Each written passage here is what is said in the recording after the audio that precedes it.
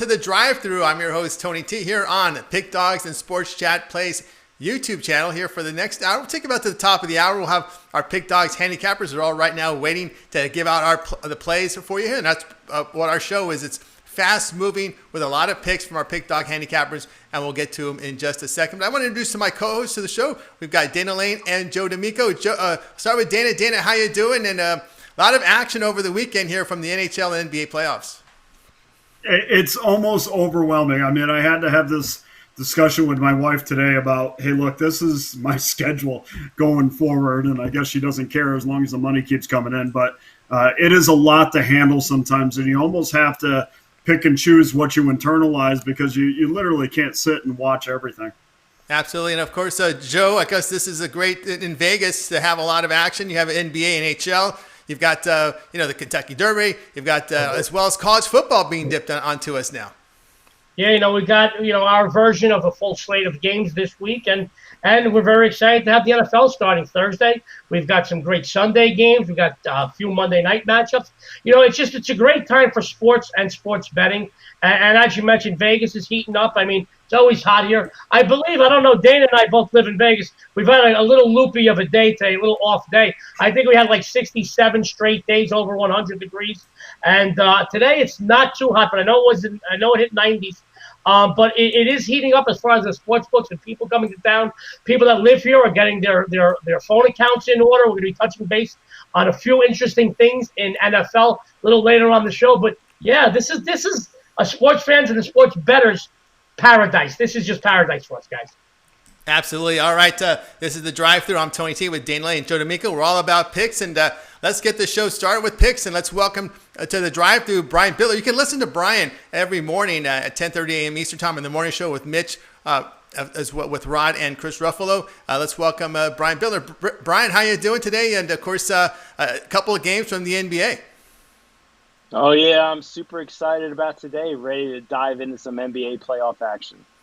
Absolutely. Should be a really good night of action. And, of course, we're going to be looking at the Celtics and Raptors game, a pretty good series between these two. We're tied up at 2 here. We're looking here at Boston laying at 1.5. In this one, Brian, are you looking at the side or are you looking at the total?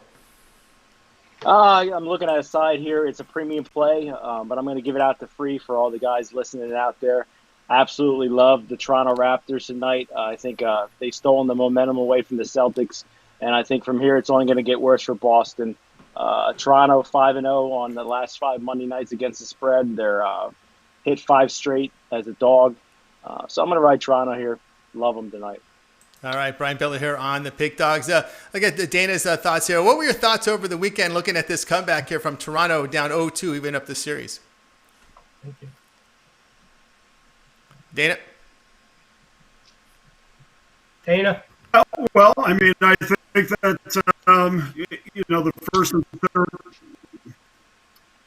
Can you hear me? No, we're getting your audio is chopping up again, Dana. But we'll go ahead and bring Brian back in. Brian, what did you get your thoughts here again with this Toronto Raptors surge here? Boston, a really good defensive team.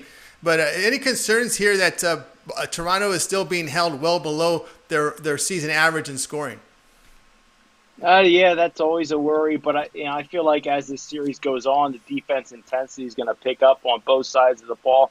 So I think even Boston, I think, is going to struggle to score tonight. I think they're going to see it really tighten up the reins as we get along. I think it's going to go 7 games. I like Toronto, but we'll see how it goes. The spots and your thoughts here on some of the coaching angles here with Nurse on the sideline here for Toronto. Looked like he was really under the gun here in game 1. You could see his body language wasn't good, but somehow, some way, got this team really pointed in the right direction here, and even in the series. Any Stevens versus Nurse in this one?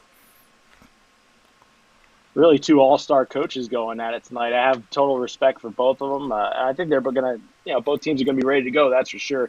And I really feel like if you can get the 1.5 with Toronto here, I could easily see the Raptors being up 2 and Boston hitting a 3 to win the game. It's not without the realm of possibility. Absolutely. Dana, your thoughts, if we got you back here with seeing your audio here, your thoughts here on Toronto able to even up this series and to any momentum here for this Raptors team that can carry them throughout the series? Well, I think Brad Stevens said it best when the first and third quarters is absolutely where they have to defend better. And if they do that, they can obviously take a lead in this series. But like Brian said, the momentum is certainly on Toronto's side. In fact, Toronto has won 4 straight series where the series had been tied at 2. So historically, at least, it's on their side.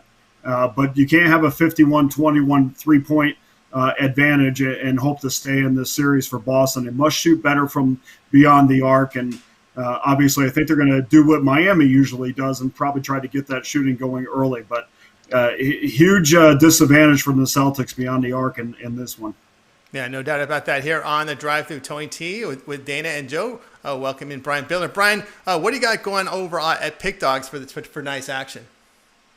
I tell you what, I got a special for guys that are listening to this show only for the next 1 hour. $100 off my college football pass. Last year, 92-70, 57% on the year, profit over $14,000. But tonight, also got my Monday night main ticket in college football, $29.95 at pickdogs.com premium pick section. All right, guys, so check out Brian Bittler over at Pick Dogs and pick up his package. Very, very solid handicapper here on the site. Of course, you can listen to him every day on the Pick Dogs YouTube channel, as well as Sports Chat, 10:30 a.m. Eastern Time, joined by Mitch and the gang, and as they break down the games. And how's that? How have you been doing on that show with your picks? I got to tell you, it's fun because we all don't agree on everything, especially, me and Mitch will go at it, but, sometimes we'll agree. But that's what's fun. You have 4 guys there. They're not going to agree on every single pick, and that's what makes it fun. So. Absolutely. All right, Brian, it's always great having your show. Have a great night, and we'll talk to you in a couple days. Love seeing you guys. Take it easy. All right. Back here on the drive-through, Tony T with Dana Lane and Joe D'Amico. Joe, you were talking here about the NFL starting up again with NFL futures betting. I know you had some information there in Vegas about the futures. Oh, absolutely. Sports fans, the popularity of betting NFL futures has skyrocketed over the last 15 to 20 years or so. It used to be some Ohio State alumni would visit Vegas and put $100 on his alma mater to win the national championship, or some gal from Fond du Lac, Wisconsin, would fly out to Vegas, put $50 on the Packers to win the Super Bowl. Now everyone bets futures. And guys, we've got futures on everything. Everything under the sun. We've got futures on MVPs, Rookie of the Year, over/under season win totals, which will win the divisions, the conferences, and of course the Super Bowl. Now, sports friends, personally to me, I like my money where it belongs. I like it in my pocket, guys. I'm not the biggest fan of locking my money up for 6 months. And don't fool yourself. You'll be locking your money up for 6 months. Guys, here's the situation. If I'm going to lock my money up for half a year, it's got to offer me something very, very big value. So right away, for me, it's not about a guessing game. I'm not in this to have fun. I'm in this to make money.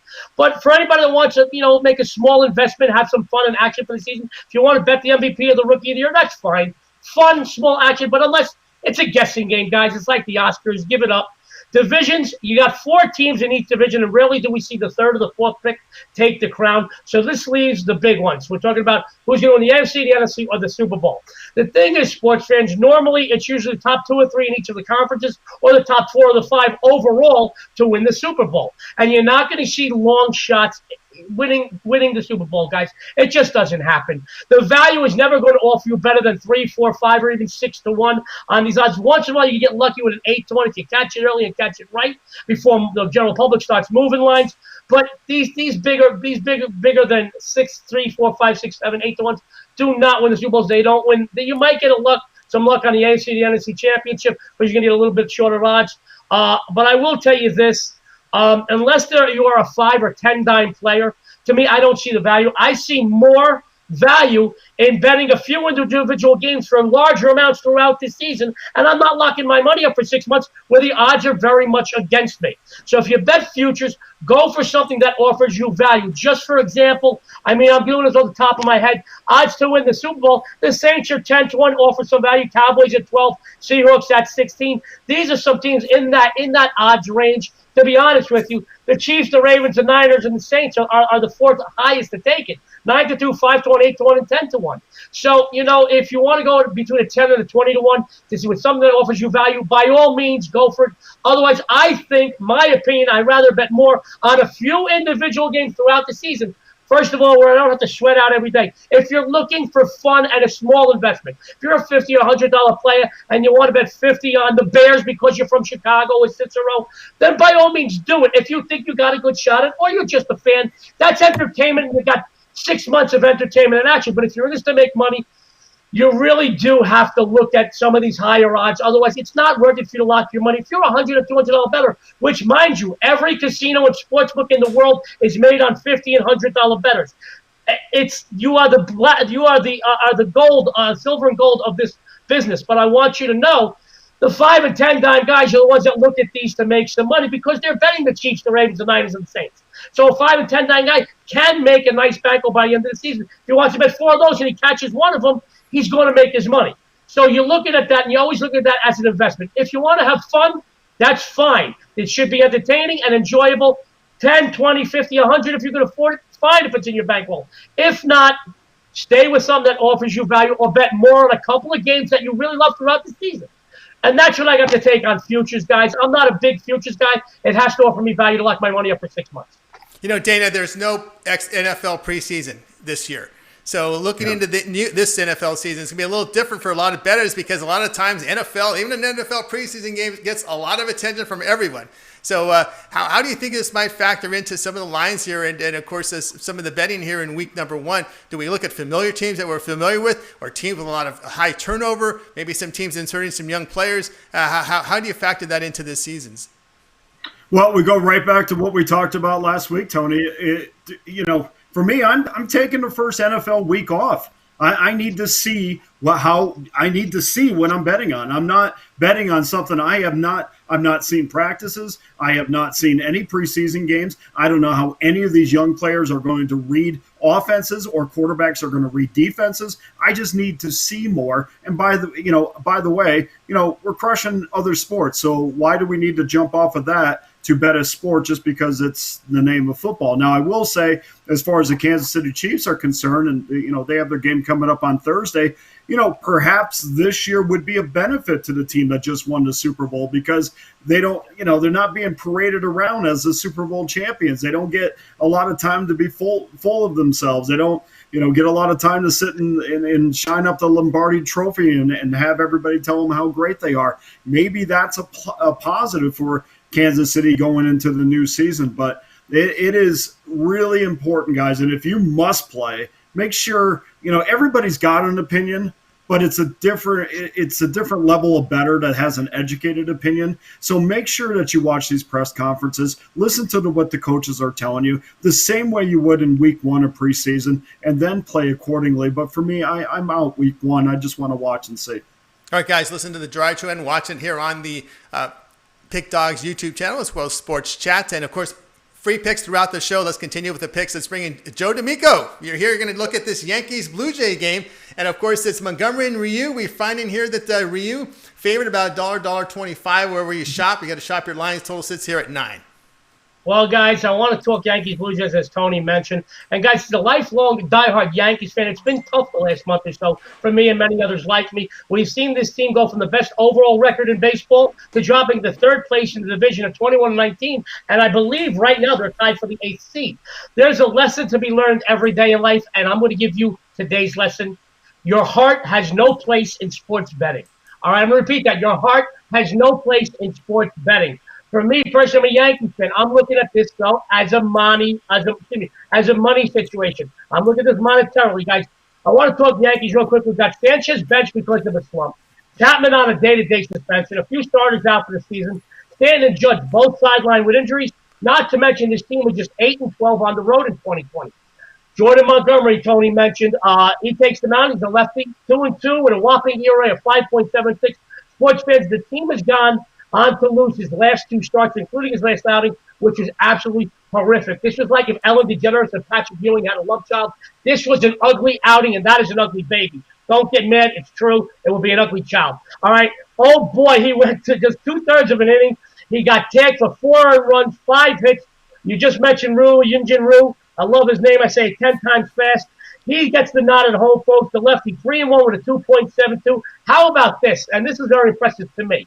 To pitch once or twice very good, even for some of these guys that are always up for the Cy Young, but to have 6 consecutive starts where he allowed one or fewer runs to me is just outstanding, guys, especially with what everybody's going through right now. It's just a lot to weigh in, especially for these pitchers. This is the first meeting this season between these two teams, believe it or not. I want to give you some numbers. New York, 2-9 the last 11 on the road, 0-4 the last 4 versus left-handers, 1-5 the last 6 overall. Talk Toronto, 7-3 the last 10 in the division against the AL East, 7-2 the last 9 during Game 1 of a series. They open up series very strong, 15-7 the last 22 overall. Baseball is streaky. Toronto is hot. New York is not. Lay the buck in the quarter with the Blue Jays here. You will get the money once again. All right, here on the drive-through, Joe DeMille coming strong here on the Blue Jays. And Dana, for the season, how are your thoughts on this Toronto Blue Jays? You believe in this team? Yeah, I really, from an offensive standpoint, I certainly do. I mean, they and the Dodgers are the only team in baseball that have 6 players with 20 or more RBIs. This is a Yankee team, and I agree with Joe. I mean, this is a Yankee team that's having a ton of injury issues, although Teoscar Hernandez is kind of up in the air whether or not he's going to play for Toronto tonight, which is a big cog in their offense. I mean, probably the best offensive hitter. But from even if he's out of the line, I mean, I went against twice this weekend against the Orioles and cash plus money tickets. And, you know, if I'm certainly not afraid to take the Orioles, I'm definitely not afraid to take the Blue Jays. Another angle in this game, Tony, is if you want to bet in-game wagering, I don't know if a lot of people are aware of this, but the Toronto Blue Jays have scored the most runs 7th inning and on than anybody in Major League Baseball. In fact, they have 98 in that category, with the Yankees only at 48. So maybe there's also an in-game opportunity with the Blue Jays in this scenario as well. But I agree with Joe. I like Toronto. All right, drive through here every Monday through Friday, 6 p.m. each time. More free picks coming. Joe, why don't you let everybody know what you got going on at Pick Dogs? I know we've got NBA action. We've got NHL, East Final Series starting up, as well as college football, that Navy game. What you got going? Well, Tony, Dana, everybody, every show it seems that I do. I'm doing the Monday, Wednesday, Friday for now, and probably going to do more down the road. Whenever I put up games on the board on Monday, Wednesday, Friday, it seems like I'm getting everyone paid. Friday show, I went 4-1 on games in both hoops and basketball. I won my 3-game package for everyone. Tonight, I have 1 game that just started a little bit ago, but I still have remaining. Go right now. It's going to start shortly. My huge round ball winner. I have the NBA Celtics Raptors game free winner, just $25 at Pick Dogs. Also, once again, guys, I have college football, pro football, and the steal of this season, my combo package, a college and pro football seasonal discounted package. Lock yourself in with me for the season. Go get a helmet, strap it on, have the best football game campaign you've ever dreamed of. Go to Pick Dogs right now, get a package, follow me all the way to the bank, folks. This is going to be a money-making season. I want you to come with me. Come aboard. That's right. Check out Joe D'Amico over at Pick Dogs. Pick up his package. We're right into football season now, week 1 of the NFL, so check him out over at Pick Dogs. All right, we continue here on Drive-Thru. Free picks coming up, guys, but I'd like to get Dana's thoughts here. The Clippers, Denver here in Game 3. Clippers favorite 9, 8.5, total 220.5. We've seen the Clippers bounce back pretty well after loss in these playoffs, but of course the big question mark is Jokic with that wrist. Yeah, and I don't. Maybe I haven't heard an update injury-wise on him, and believe me, he's a big piece of that offense. I mean, you got a guy, 7-footer that can hit 3-pointers. I mean, that is a option that you can go to. I mean, you can run a high pick and roll, which they've done to perfection, and if he's able to post up, from beyond the arc or hit shots from beyond the arc, I mean, that just gives you a lot more options offensively. But of course, between him and Giannis as well, I mean, those are 2 guys that it's kind of up in the air with their. I do like the defensive adjustment that Denver made on Leonard. They collapsed on him in the paint, took away his mid-range jumper, and if you know anything about his mid-range jumper, and you talk about NBA analytics, Kawhi Leonard was hitting 80% of his mid-range jumpers, and I think that somebody on the Nuggets said, "Hey, look, I mean, we have to stop this." They collapsed on him in the paint, and of course that put down probably one of the worst performances by Leonard probably in his NBA career. But I thought they did a real good job of recognizing what they had to do to stop Kawhi Leonard, and at least for one game, that was something that helped them in this series. Absolutely, and of course, something to note here in this, of course, with this bubble action is you really got to take care of business, and when you extend series to 7 games, you get in trouble. And we saw that with Vegas Golden Knights in their opener. Denver will be playing their 4th game in 8 days in this spot. Yeah, and Tony, this is not a Clippers team that's responded well when they face resistance. I mean, I don't know what the numbers are. I think it's like 17 of 19 or 11 straight. When they've gone into the fourth quarter and they're down by 3 points or more, they've lost 11 in a row and something like 17 of 19. So this is not a Clippers team that has done well when they have faced some resistance. We have to keep that in mind when we're betting this game as well. Maybe there's a little bit of a value on the under 220. We'll see if both teams kind of make adjustments and play better defensively. All right, there's a drive-through every Monday through Friday, 6 p.m. Eastern Time on the Pick Dogs and Sports Chat YouTube channel, and of course all the social media outlets as well. Joined by Dana Lane and Joe D'Amico. That's time for some more picks. Let's bring them in. El Ninos, El, how you doing this afternoon? I know you'll be taking a look here at a game from the NL West. Yeah, looking at this game between the Rockies and the Padres, which should be the game of the night if you ask me. Some other good games out there too, but this one could get interesting. Freeland's coming off a couple rough starts, but he did shut down the Padres through 6 innings in his second start of the season. Colorado got off to a great start this year and then went through their big slump. And now their offense is waking up a bit, and they're coming off 2 big wins against the Dodgers. So, they've also traveled pretty well, going 11-8 on the road, which is a bit better than what they've done at home. And, San Diego's had a good season, went through a really good stretch. But they're just 6-4 in their last 10. They're still a very good team, but I think Colorado has a good chance to steal the series opener here. They got a couple tougher pitching matchups coming up next. So they need to take advantage of Freeland, actually. I'm hoping he has a good start because I see a couple different ways to play this. I like the Rockies' first 5 plus the half run at about plus 120. Then I also kind of like the Rockies at plus 180. And then if you want to go for bigger plus money, you can even take them on the reverse run line at plus 285 or minus 2.5 at plus 465. But yeah, I wouldn't get too crazy with that one. Anyways, there's a lot of money to be made no matter how you want to play this. Again, probably going plus half the run in the first 5 innings for most of my bet there. All right, here on the drive. Dana, looking at this Padres team, Dinelson Lamet on the mound here has pitched really well. But one thing you got to be concerned, sometimes he has those 5-inning starts, and then you got to factor in that Padre bullpen. Well, this guy. Obviously, we've seen him take no hitters deep into games twice this season. He throws in the mid-90s. He's got a real sharp slider. A guy that you would hesitate betting against, but if you look at him historically against the Colorado Rockies, he has not pitched well. This is a Padre team that obviously has they've scored 6 runs in 5 out of their last 7 games. This is a game that's on the website as one of my premium games, but those are a couple things, if you don't get involved with me tonight, those are a couple things that kind of throw around in your head.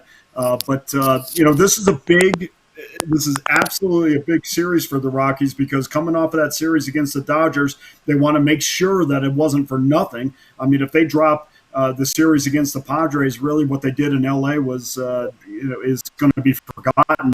If the season ended today, they'd be in the 7th seed or at 5. Know that they've played against the better teams in the league. It's kind of the other teams that they have the problem against. But to me, this is a Rockies team that I think is very, very dangerous. Not so much pitching-wise, but they have gone toe-to-toe with the Dodgers and the Padres, and they have gone toe-to-toe with the Oakland A's this year. They have not been a team that is a definite go against the perceived upper echelon of Major League Baseball. So those are some things to throw around tonight. But Lamet is clearly the Padres' best pitcher with the best stuff. All right, here on Drive Through, here I'm joined with Dana Lane, Joe, and El Ninos. El, what you got going on at Pick Dogs? A lot of action going on tonight. What actually we do is limited card in baseball, but we've got a couple an NBA playoff contest, as well as one from the NHL. Yeah, I still have the NBA play that's about to start soon, and then I got to play in the NHL as well. My 3 baseballs already started, so yeah, just got the NBA and NHL left. All right, guys, so check out El Ninos over tomorrow, though. That's right, lots of big games in a new season NFL coming up. So, guys, so check out El Ninos over at Pick Dogs. Pick up one of his packages. El, it's always great having your show. Have a great week, and we'll talk to you next week. All right, you too. Thanks again for having me.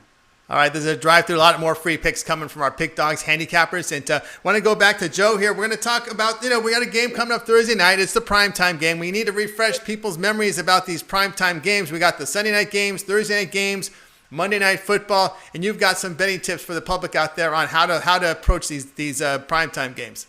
Absolutely, guys. I want you to know I'm very excited about this NFL season. I'm actually sporting a game-worn Barry Sanders jersey. And for your FYI, guys, just for your information, every time I wear this jersey, I can take a full second off my 100-yard dash time. I don't know why. I just do. I do want to talk about NFL in general. We've got a lot less college football this year, or at least right now, than we normally do. We all know that. A lot less games. We normally have about 60 games. 1 games on the board or more, but we're going to have a lot less this season, so I think a lot more people are going to be concentrating on NFL as well. I touched base on chasing money in our Friday show with some college football. Well, guys, I want to talk about NFL, and I see more people chase a bad early morning Sunday NFL right into the afternoon games, into the Sunday night late game, and into the Monday night football games. Guys, if you are doing poorly, once again, ease back. If you are doing good, stay within your means to ensure that you have a winning day or a winning week. That's what this is all about. It's never about one big game. It's about making serious money for 12, 13, 14, 15, 16 weeks between now and the Super Bowl. So be smart. Even one net winner a week is a win. Remember that. Back in the day, guys, everybody bet with a local bookmaker. When I was a kid, you couldn't swing a dead cat in Little Italy without hitting 2 bookmakers. And I want you to know, if you bet with your local bookmaker, the week ended on Monday Night Football. So you either had to pay the bookie on Tuesday or he paid you on Wednesday. Well, guys, the majority of people these days are playing on their phones, their tablets, and their computers. And you don't have to go week to week anymore. So this is just one more reason not to chase a bad morning into an afternoon, into an evening, into Monday Night Football. Be smart, play smart, and you will make money this season. Please remember, Dana touched base. He's a professional and a successful professional. He's sitting out week 1. Now, go lightly, tread lightly. We haven't seen practices. We haven't seen how new players in new systems are playing. We haven't seen how some of these younger guys are reading defenses or reading offenses, for that matter. It's very, very important. You start slowly. There's a marathon, not a sprint, and be smart. If you can make a little bit of money here and there over the next 6 months, it adds up to a lot of money. Now, I'm not saying somebody is going to be able to quit their job, but we could certainly supplement your income by all means. If anybody ever tells you that they're going to make $1 million, unless you bet $1 million, you ain't going to make $1 million. Be smart, be a thinker, not a stinker, and take this season slowly, especially in the beginning here. We don't know how long these guys are going to be playing. Some of us have some connections as far as lines are going to go. Some of us might have some information connections. Not inside information, but some information we may know. Some teams are a little well off than others, and some players are a little more along than others. That is where years of being in this business goes along. But I want you to know, be smart, and just start slowly. Stay within your means. Do not chase, man. The only time I chase anything is when I hear the ice cream truck circle my neighborhood. I run like a son of a gun. Other than that, do not chase. Be smart. Be a thinker, not a thinker. All right, he's Joe D'Amico. You can find him over at Pick Dogs Premium Section. Dana, little different here with these primetime games. No fans, and probably in likelihood not a lot of fans if they even allow fans in here. So you're not going to have that revved up crowd, and see how that plays into the emotion of the game.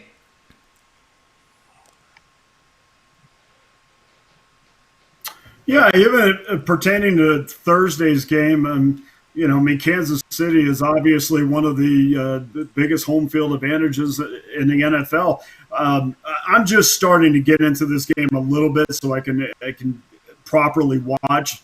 But I can't tell you this. A lot has been made of the Kansas City offense, but I think this year the defense is where you have to really set focus on, because I think they're going to be even better than next year, or than they were last year. I mean, a full season under Steve Spagnuolo. There was last year where they were playing, thinking a little bit, get used to that fourth. They're going to do brand new cornerbacks this year, including L'Jarius Sneed, who is going to be a rookie cornerback. But I think that this is going to be a defense that is going to fly to the ball and maybe overshoot what they do on offense. And of course, Tony, if you have a legitimate defense, that just makes it easier for your offense, because 9 times out of 10 you put them in short field situations. So that's what I'll be watching Thursday as far as Kansas City and Houston is concerned. But you're right, it is interesting, Tony, because I go through the box scores and I kind of see how many people were at these games. And, as Joe mentioned last week, in the Army game, there was like 13-5 or 13-6 was at the game, and they were all cadets. And it's interesting from week to week, from stadium to stadium, how they're going to handle the fan situation. And I know here in Vegas, we'd sure like to get into the brand new stadium, whether it's for a UNLV game or a Raider game. And I don't think, at least until week 5, we're going to be able to do that, if at all, this year. All right, Dana Lane join us here on the drive-through, and it's more picks coming, and we're going to go right back to Dana. We got a contest, AL West, 9 Eastern time start. Houston, Javier, Oakland, Bassett. We've got Oakland a favorite by about $1.25, $1.30. Do your shopping. Total sits at 9. How do you see this one? Well, this is a good example of where bettors get in trouble sometimes. I mean, Oakland's lost 4 out of the last 5 games. Houston just got through sweeping the Angels over the weekend. Based on that, it looks to be an easy winner, especially with Chapman out of the Astros lineup. But I always kind of look towards what doesn't seem right, because what doesn't seem right usually cashes tickets. And this whole town was built on people betting on things that seem right and seem logical. And I try to look at the illogical side on this. I think there is a huge psychological edge in this game for Oakland. I think they can legitimately put this division away with a series win this weekend. But the whole home team in the situation, I know they're rotating because of prior series, but the home team in this situation has won all 5 meetings between the clubs this year. The home team has won 8 straight dating back to last year, and Oakland has already swept a 3-game set from Houston. And in that set, Houston only managed to score 5 runs. So I'm going to look at Montez in this situation. Opponent's batting average at home is .224 against him. That's 90 points less than what it is on the road. So he is much better at home than he is on the road. He does get in trouble with the middle of lineups that he's faced so far, which is obviously you would have with the best. Usually that 4 or 5 hitter in the lineup gives him a lot of trouble. And also he's having some issues with the leadoff hitter who's hitting .333 against Montez. But if he can get through the 4 or 5 spots of Houston's lineup, I think they're going to have a lot of success. Plus, I'm going to go even a step further with my free pick. I like getting those juicy plus numbers. You give up a run and a half, which we said last week that games usually don't end up on 1 run. Less than 10% of games in Major League Baseball end up on 1 run. So why not get that 155, lay to 1.5, and that's the direction I'm going in as your free pick tonight. All right, here on the drive-thru, joined by Dana Lane, coming in here with the athletics game. And what are your thoughts here on this Houston starter Javier? He's put up some pretty good numbers this year. Yeah, except his last outing against the Astros, he got crushed, and I know he gave up a home run to Chapman, and he's going to be out of the lineup. But he allowed 5 runs and 3 hits, 2 walks, 5 Ks, and his only meeting against the A's. He's got pretty good stuff. Nothing that's going to blow you away. I think Oakland's going to be able to put the ball in play with some consistency tonight. All right, that's Dana Lane. You can find both teams should. Both teams should, actually. That's Dana Lane. You can find him over at Pig Dogs Premium section. Dana, what you got going right now? Well, we're going to try to solidify our spot as the number one in baseball right now. We got 3 games going. Well, 2 games left. We got the Rockies game that is already, or I'm sorry, the Royals game that's already started. We got the Rockies Giants still up there as well. And boy, I'll tell you, baseball is coming to an end. So make sure that you get on board. And guys, if you're looking for a baseball handicapper, just go look at the record. That doesn't lie. There really isn't anything else to say after that. Absolutely. Check out Dana Lane over at Pick Dogs, top in Major League Baseball this season, all documented at the website. Dana Lane over at Pick Dogs. All right, we'll continue here on the drive-through with Joe, Dana Lane, and myself, Tony T. I'd like to look at this college football game going off at 8 Eastern time.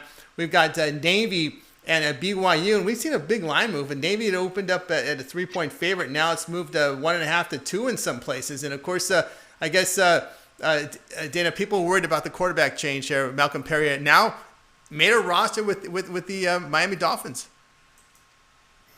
Yeah, I mean, this is going to be. I mean, we talked about this the same way we're talking about the NFL. I just want to sit and watch a little bit, get a feel for some of these teams. And of course, you can't watch every college team in order to get a feel. But I sat this one out, and I'll set this game out as well. But likely my first play is going to be on that UAB Miami game next week. But in order to beat Navy, we know you have to have one thing, and you have to have great linebackers. And not only does BYU have great linebackers, but they also have a lot of depth at that position as well. The only thing I worry about is their defensive line, who, on paper you're looking at it and you're saying, well, you got 300-pounders, an average of 300 pounds on that line. You should be able to penetrate and really, disrupt Navy. But I don't think that's going to happen. I think they are going to force BYU to run around a lot of misdirection. They're going to get hit in the mouth with a fullback up the middle. I don't think there's going to be a lot of room inside because of the size, but I do think to the edges that Navy's going to have the advantage in this one. And you're getting 1.5 in some spots. The other thing too is with BYU losing Matt Bushman, their great tight end there. He was a guy, if you watched a lot of Cougar football, he was a guy that was kind of a safety net. He was the safety net on third down. And without him there, I'd be very interested to see how the BYU offense plays. And also keep in mind, too, that they are trying to replace basically their whole legitimate receiving core as well. So as far as throwing the ball, BYU's got a lot of questions going into this. I think Navy's going to control the ball. I think you're going to see BYU stay tough for probably 2.5 quarters until you start to see fatigue take over. All right, drive through. That was Dana Lane here. And of course, going to bring in Joe D'Amico. No, Joe, what's the talk in Vegas here with this college football season? You look at people are looking at their publications, seeing schedules. Then they go on the website and they see there's different games lined up because there's been a lot of changes going on with the schedule. There is a lot of changes, so double and triple check before you get your heart set on anything. I like to touch base with the BYU Navy. What's interesting is BYU, they did lose Bushman, who is probably their biggest threat on offense. They bring back an experienced quarterback and a very experienced offensive line. All 5 linemen come back, and they have about over 110 to 120 games under their belts, these linemen. But I do agree with Dana on a few points. Overall, I think Navy's going to step down a little bit. I don't think they're not an 11-win season like last year because they're certainly missing their all-universe guy, Malcolm Perry. But they will run the ball. I think they will run the ball quite a bit, a lot of misdirection. I think Dana has a great point with fatigue in the third quarter, starting in the third quarter and going on late. I do think this will come down to really probably the last 2 or 3 possessions, and literally who makes the least amount of mistakes, fluffs up the ball the least. I think BYU has some issues. They do have an experienced line and an experienced quarterback, but who is going to run the ball and who is going to catch the ball is another story. Navy, we know what they're going to do. They're going to run, and they're pretty heavy on defense. They lost some defenders, but they've always got these backups. These guys are always in game shape. The armed forces are always in game shape. You never see them gasping for air. Overall, I do see a lot of people very excited about some of these matchups this week. There are some big-name matchups. Obviously, we're not going to see some of the conference things go on. But I did want to touch base one more time, Tony. Shop it around your number. Remember this, guys. shop your number in college football. You're going to see some movement. I'm going to talk about this in a little bit with Tony on the NFL real quick about shopping numbers again, because the general public moves these numbers a lot. Anticipate your fan favorites, anticipate your TV games, and you'll know you can predict some of these line movers. You don't have to be Kreskin. I know guys out here that are not geniuses, okay? They couldn't spell IQ. It takes them an hour and a half to watch 60 Minutes. But they know who the fan favorites are. It's important. They know the TV games. Why? Because the general public moves these numbers. Be smart. Always be smart. But I agree with Dana. I think it's going to be a tight game, last few possessions. But maybe I still think it has a little bit of an edge here. All right, here on the drive-through, Tony T, Dana Lane, and Joe D'Amico. More picks coming. And let's bring on one of the Puck Dogs. We go out and bring in Chris Ruffalo. Chris, how you doing today? I know you're looking at some baseball tonight. Yeah, I'm going to have to start looking at some real estate out west with how much I'm covering the NL West on these shows. But I'm going to take a look at the Arizona and San Francisco game, and bear with me. My focus is pretty much going to be on Arizona here. I think the magic number for this game is going to be 3, and you'll see why in a second. Arizona's lost 15 of their last 17 games. In that stretch, they've scored 3 runs or less in 13 of those games. They've also lost 3 of Zach Gallen's starts this year. All 3 of those losses have come in his last 3 road starts. Gallen giving up 3 runs or less, and I'll credit Rod for this. He's going to come up in a little bit, but Rod mentioned this morning, Zach Gallen's given up 3 runs or less in all 23 of his career starts. 20 of those have gone 5 innings or more. Now, I'm not a Kevin Gausman fan by any means, but he's also allowed 3 runs or less in 7 of his 8 starts this season. The difference for me right now, though, is that San Francisco it doesn't seem like they're a 5-5 team in their last 10 games. I mentioned it on the show this morning. Arizona's just struggling right now. They're struggling to score runs. You know what? You look at those 3 games that Gallen had started and lost, and Arizona lost those games. The bullpen let him down in each of them. He went 7 innings he threw 7 shutout innings against the Dodgers, ended up losing 3-2. So, I mean, I don't see any way that Arizona keeps him in this one. I'm going to take the Giants on the money line here. All right, Chris Ruffalo says take the Giants on the money line, and this one between the D-backs and the Giants. You know, Dana, this Zach Gallen's put up some really strong numbers, but again, when you watch this Arizona lineup, I mean, they had a lot of opportunities yesterday in their game against the Giants. They really couldn't come through, and of course, there's no power in that lineup. No, there's none whatsoever. They gave away their power to the Marlins. I mean, having Marte in that lineup, I'm not really sure, what they didn't think Marte was going to give to them in the future, but they couldn't wait to unload him, and we'll see how that works out. But this has never been a good place for the Diamondbacks, and again, this game's up as one of my premium games on the website. But the Diamondbacks have not played well, especially offensively in Oracle Park. In fact, statistically, it's their worst offensive park in the Natty West. But for Gallen, that guy, you have to get ahead of him. You've got to swing early in the count. The deeper in the count it goes, the more effective that he is. And as far as Gausman is concerned, he's a guy that needs to get ahead in the count. If he gets behind hitters, he's going to get hit very hard. So those are some things that we took into account before putting it up on the website. Chris, looking at this Arizona team, when you don't have power, they don't bunt, they don't move the runners up. They're always free swinging up there, and they leave runners on base, and it's just station to station baseball, but no power in this lineup. You got to wonder at some point, do they just say, hey, we need to start putting runners across, put them in scoring position. If we're just getting singles, then we need to drive them in from second.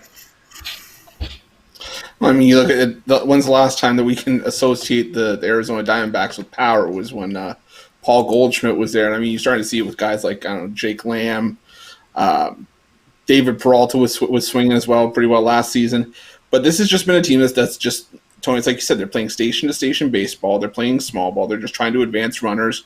And I hate to resort everything back to my home market, but it's what Toronto's been doing. It's what happened when Charlie Montoyo took over. We went from John Gibbons, who was a manager who said swing for the fences, to now playing, station-to-station baseball. Instead of going for the home run, if you get a home run, great, but go to the single, try to advance the runner. It's just the power's not there in the Arizona lineup, and I don't see as many guys in that lineup that can produce that power. And I think that's just what the problem is, and they're resorting to what they have. Yeah, absolutely. That lineup is just pathetic. And, of course, Chris on that Giants team. Chris, what do you got going over at Pick Dogs? I know we listen to you every morning on the morning show at 10:30 a.m. Eastern time here on the Pick Dogs and Sports Chat Place YouTube channel. What you got going on at Pick Dogs? Well, tonight I got my Monday night MLB moonshot just for the people that missed out on anything during the day, but you still want to get something in at night. We're going to cover 2 of the later games in the evening portion after 8 p.m. Eastern. So I'll give you a side and a total on 2 different games. It's up for $29.95 at the website. All right, Chris, check him out. Chris Ruffalo over at Pick Dogs. Pick up his package for tonight's action. Chris, it's always great to have on your show. Have a great day, and we'll listen to you tomorrow with Mitch and the crew. Always a pleasure, guys. Take care. All right, Chris Ruffalo here on the drive-thru, likes the Giants in this one. Joe, I'm going to bring it back here. We talk about, when you watch the NFL and you go on Sunday and you watch the lines, there is a hell of a lot of line movement. A lot of line movement. And one of the strategies I like to do is I like to pick the games, and if there's a lot of line movement on my side, hey, you put a little bit more, if you're getting better value. And I know you've got some strategy here for the bettors out there when they look at the lines Sunday morning. Absolutely. I want people to know that not only the lines move, but the general public, guys, I'm sorry. The general public has gotten crushed the last few years in the NFL, and it seems like every season. They'll have a week here, a week there, but they've gotten crushed overall. Last year was horrible. I expect this year to be just as bad. And they are going to move the lines on those Sunday afternoon games drastically because they got crushed in the morning. When they get crushed in the morning games, guys, they got to double up. That's how most people are. They got to move those lines, so anticipate that. Listen to Smokey Robinson's mama. Shop around. Be smart. Do your due diligence. Know your fan favorites. Know your TV games, obviously. But know where the general public is going to bet. They're going to bet those favorites. They're going to bet all around those hot numbers. If you're looking at a dog and you like it, all right, wait till before game time. I believe Dana mentioned this last week on his show. You're going to wait till the very last minute. Now, if you like a favorite, you got to get that in early with some of these fan favorites. I will tell you this, though. If you can anticipate this, you can anticipate several point line movements. And if you're very smart and selective, you might even have an opportunity to middle a few games if you're into that. Okay? If you're not, no worries, guys. Less is more to me. But you have an opportunity because we're going to see totals and sides move drastically, particularly on these second games, what I call the afternoon games. Here in Vegas, we get them on the Pacific Standard Time. They go 10-1. East Coast 1-4. Obviously, we get a late game. Be smart. And then once the people lose the late games, they go after the Sunday night late game. Then it happens on the Mondays. So if you're smart, you can anticipate this. You could be a step ahead of the general public. And trust me, you want to be a step ahead of them. You don't want to be in with the general public because they lose most of the time. Once again, be smart. Be a thinker, not a thinker. Hey, Dana, are you looking at those line moves Sunday morning NFL? I'm looking at them right now, matter of fact, and it was a good point, Joe, because I just want to kind of further that sentiment because this first week, guys, is the week that you have the advantage more than any other week because nobody, we haven't gotten a chance to see them play. The books haven't, the odds makers haven't had a chance to see these teams play. So everybody's lines might be just a little soft right now as they are guessing as much as we're guessing. And this first week is going to be the week where and books are on the same. As it moves forward, then you're going to sharper thinking on both sides of the counter. But I think this first week, and I'm just looking out right now, it looks like 6 of these games ticket count is on the underdog. So a lot of people think, hey, we as Joe mentioned, a lot of times the ticket count will be on the favor, and it is still on the majority. But 6 of these games, the public thinks, I think your lines are wrong. And if you agree, obviously you can go in and get some infers here. But it's down the board. I'm just every one except 2 of these have moved the side, and every one of these totals have moved as well. Interesting to see how many of those home teams that they're maybe the bettors out there thinking maybe they're factoring too many points for home field advantage this year where they're playing in empty stadiums. All right, here, this is the drive-through, joined by Dana Lane and Joe D'Amico. I'm Tony T. More free picks coming. Let's go now and bring in Rod Zawacki. You can hear him every morning at 10:30 a.m. Eastern time in the morning show. Rod, how you doing, and how are the NHL playoffs treating you this season? I'm doing good. Good day. Started off slow in the NHL. I think we're starting to gain some steam now, though. Getting a feel. It's different when there's no fans in there. There's no oomph to get teams going when they're getting those tired legs. Usually, you get the home crowd to get teams going in hockey. What did you take from that game one with Dallas and Vegas Golden Knights? Of course, we talked about in the NBA how you got to take care of business, and of course, the way they schedule these games every other day, you got to take care of business, or you're up against it in the next series. Oh yeah, exactly. We were on Dallas that first game. We figured Vegas going to be tired off that 7 game with Vancouver, and Dallas took advantage and went up 1-0. Game 2 going to be a different story, I think, though. That's going to be definitely a great series. A huge battle there. Don't underestimate Dallas. All right, here on the drive-thru, joined with Rob Zawacki. We're going to take a look here at the East Finals here, Game 1, Islanders and Tampa Bay. We find here that Tampa Bay, a sizable favorite, about $1.50. Total sits here at 5. Yeah, I'm looking at this game here today. For me, same thing as we seen last game. Islanders came off a Game 7 battle with the Flyers here. This Tampa team's rested, and this Tampa team looks focused. After losing last year's playoffs in the first round, they've come into these playoffs ready to play. Their goalie's been on fire, sporting a 1.91 goals against average. Islanders goalie as well. We got Varlamov in net, and he's sporting a two goals against average. I think this game 1 here, we're going to have a lot of feeling out, see how they feel with each other. This game, I would lean to the under. I don't think we're going to see a whole lot of goals. Both these teams like to play defense.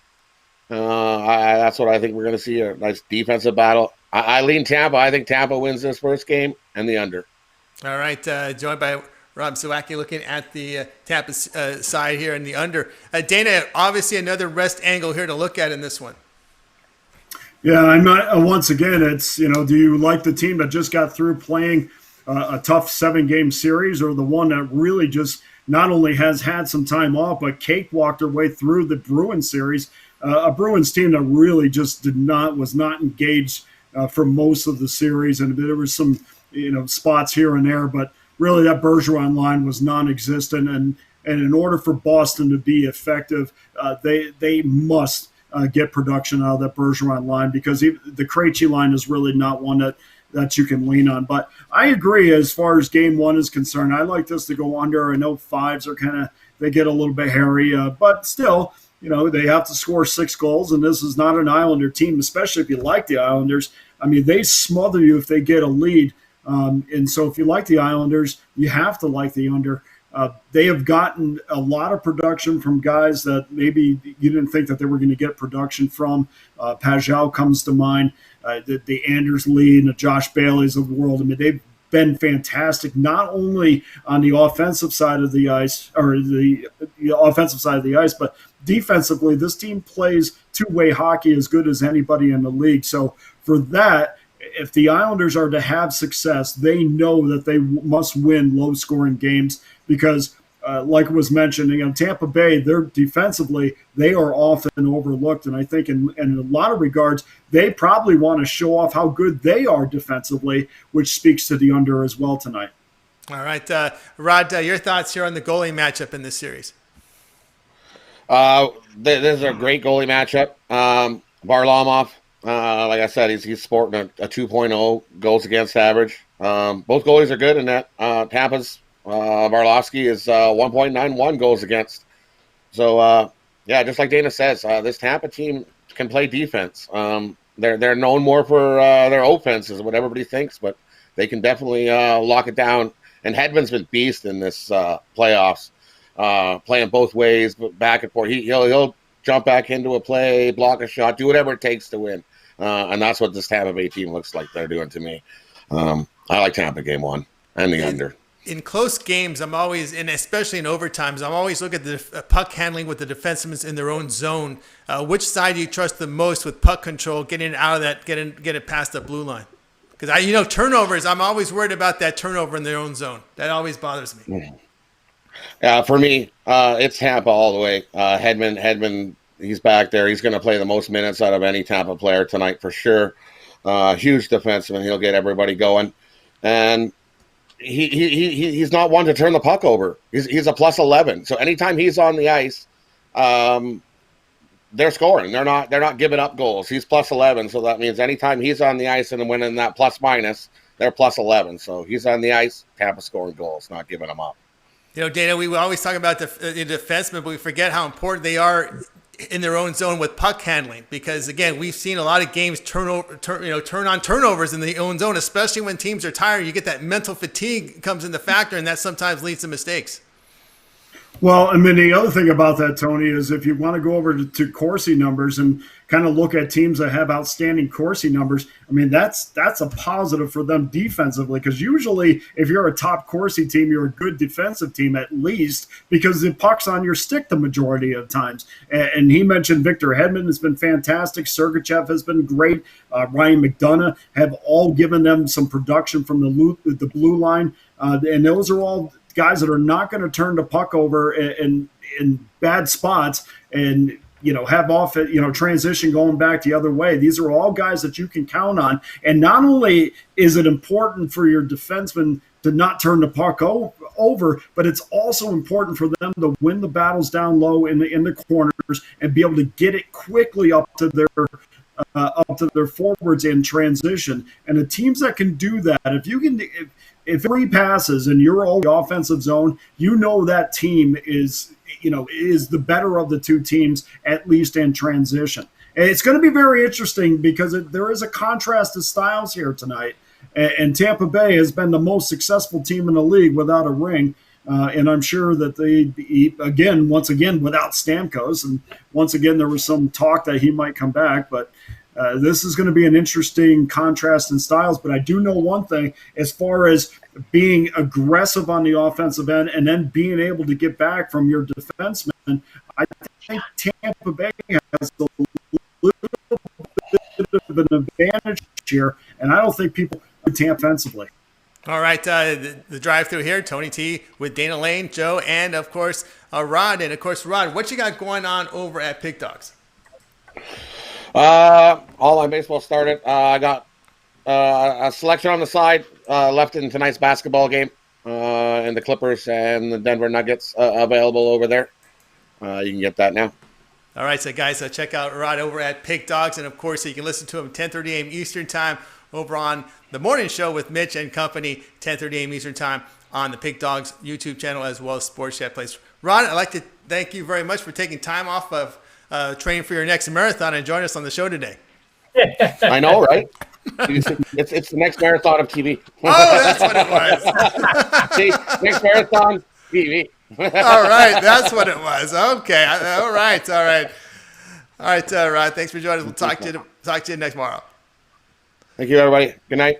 All right, it was Rod here on the drive-thru. Now, time for my pick here on our show, and I'm going to go with the NBA. I'm going to go ahead and lay the 8.5 with the LA Clippers. I like the way the Clippers have responded after losses this year in the playoffs, and of course, Jokic's wrist injury. It's still up in the air. Even if he plays, you got to wonder how effective he's going to be. And again, fatigue being a factor, they didn't take care of their business. They'll be playing their 4th game in 8 days in this spot, and I could see here the Clippers responding. All right, joined here with Dana. Dana, I know you're a fan of the Vegas Golden Knights, and I just wanted to get your thoughts here on their Game 1 performance. Well, they didn't show up. I mean, it's simple as that. They got out hit. They had no room through the neutral zone whatsoever, and they weren't able to take advantage of their speed. I mean, it was a lot different than the first time that they played, and to begin the whole postseason. Their spacing must be better. They must. I don't know if they're going to go to a dump and chase game, but they certainly have to become more engaged than they were in Game 1. And like we saw the Vegas series against Vancouver. I mean, Vegas had it, if you didn't tell me it went to 7 games, completely dominated that series. And I think mentally they dominated that series as well. And even though it went to 7 games, I think they kind of checked out a lot during that series. And I think they carried to the Dallas series as well. But I do expect Game 2 to be a legitimate representation of what both teams are, and I expect Vegas to be much better. And here we are again with the rotation of the goaltenders with Rob and Leonard going back in. And you hear Pete DeBoer talk about, well, we wanted to play Marc-Andre Fleury in Game 1 because of his record against Dallas and how well he did. I guess that didn't make a difference in the Vancouver series because Marc-Andre Fleury's numbers against Vancouver have been fantastic. But say what you want about any of these seasons with the Golden Knights. Never once have I seen this team or not, bring their lunch pail to the game after a bad game. And I absolutely expect them to do so in Game 2. All right, that's Dana Lane. And Joe, of course, I watched some of the game the other night in between football. No, I'm kidding. I watched some of the game the other night, and I saw Vegas getting pushed around a little bit. I really did. I saw them getting pushed around a little bit. Headline day after was they got bullied. How much do you feel that when an opponent takes the game to them, takes it to them, and is a little more physical? I talked to Rod about a week ago about this, and I'll be honest. I mean, every time I see somebody taking the game to them, they seem to struggle a bit. What's your thoughts on that?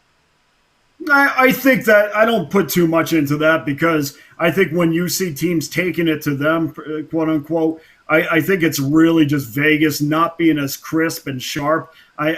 This is not the NHL, Joe, where teams are big and heavy and they're leaning on each other, and it's all about the hitting, and this is, if you are able to get the pucks off your stick, you can beat a heavy team or a team that's trying to outmuscle you. I think it really, this has more to do with what was between the ears in Game 1 than it does their ability to beat Dallas.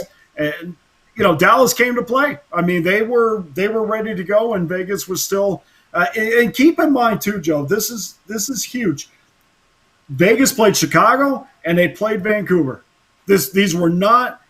Forget that it went to 7 games. These were not series that were this huge intensity level. This is a definitive step up in intensity level against the Dallas Stars, and it is going to take a game for the Knights to match that intensity level, which I think they will in Game 2.